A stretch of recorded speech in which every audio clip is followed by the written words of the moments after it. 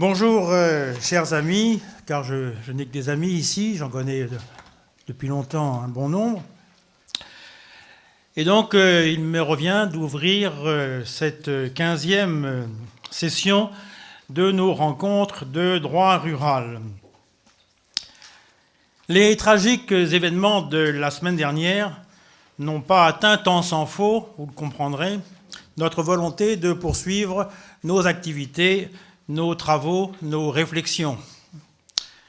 Bien au contraire, plus que jamais, nous avons besoin de clarifier nos idées, d'exprimer les valeurs qui nous animent et, en définitive, d'énoncer haut et fort les règles de droit qui constituent le socle commun sur lequel nous édifions pas à pas nos institutions. Alors merci d'être venus si nombreux pour participer à cette 15e édition des rencontres de droit rural. Ce traditionnel rendez-vous automnal constitue un moment fort dans les relations que l'Association française de droit rural, présidée par notre ami Jacques Druet, et la Société des agriculteurs de France, désormais nommée sous le nom de SAF Agridet, et piloté par Laure Inclin, entretiennent depuis si longtemps. Oh, combien de sujets ont donné lieu à de riches débats dans cet amphithéâtre où demeure encore la mémoire d'un de ces grands présidents, j'ai nommé Hervé Maurice. Sans vous décliner chacun des thèmes retenus lors de ces journées des rencontres, je voudrais en évoquer seulement quelques-uns. 2005, 10 ans déjà, vous le voyez. La loi d'orientation des outils juridiques rénovés au service de l'entreprise agricole. En 2007, les OGM, quelle perspective après la transposition des directives? Plus récemment, en 2012, l'agriculteur producteur de biodiversité. Vous vous souvenez de la très belle intervention de Carole Ernest dans Sakin.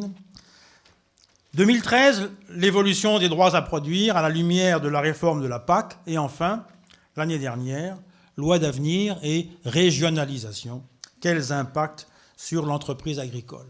Que d'échanges riches, constructifs, prospectifs. Aujourd'hui, nous allons nous consacrer à un thème ô combien d'actualité. Comme la princesse Aurore du conte de Perrault et du ballet de Tchaïkovski, la forêt française, cette belle endormie, se réveille. À 3 jours de l'ouverture à Paris de la grande conférence cadre des Nations Unies sur les changements climatiques, la COP 21, la forêt est plus que jamais au cœur de l'actualité. Forte de 16,5 millions d'hectares et occupant le tiers du territoire national, la forêt française offre des ressources riches et abondantes. Elle constitue, à n'en point douter, un formidable réservoir de biodiversité et participe de manière significative à la lutte contre le changement climatique en stockant le carbone.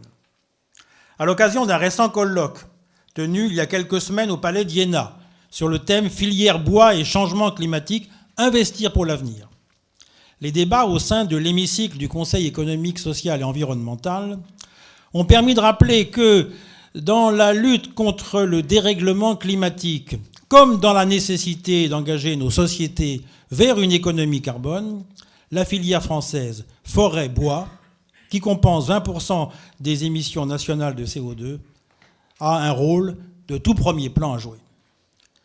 Mais pour jouer ce rôle, la filière doit se développer et répondre à un besoin crucial d'investissement, tant la ressource en bois que dans son exploitation.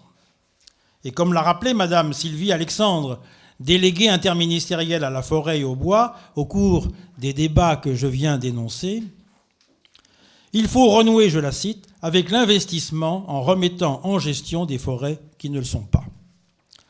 Ces dernières années, vous le savez, les pouvoirs publics ont pris conscience des enjeux d'une exploitation plus efficace de notre forêt et ont mis en place une politique ambitieuse poursuivant une triple performance économique, environnementale et sociale.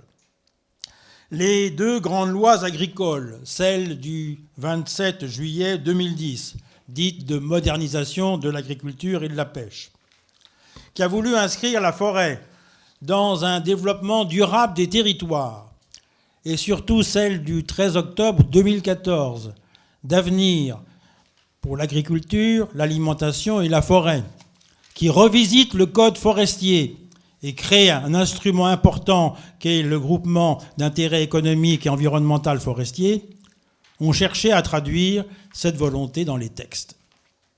Nous allons donc, au cours de cette journée, aborder les outils juridiques et fiscaux de nature à regrouper aussi bien le parcellaire que les acteurs de la forêt en vue d'une meilleure mise en valeur de la ressource qui est, il faut le reconnaître, abondante.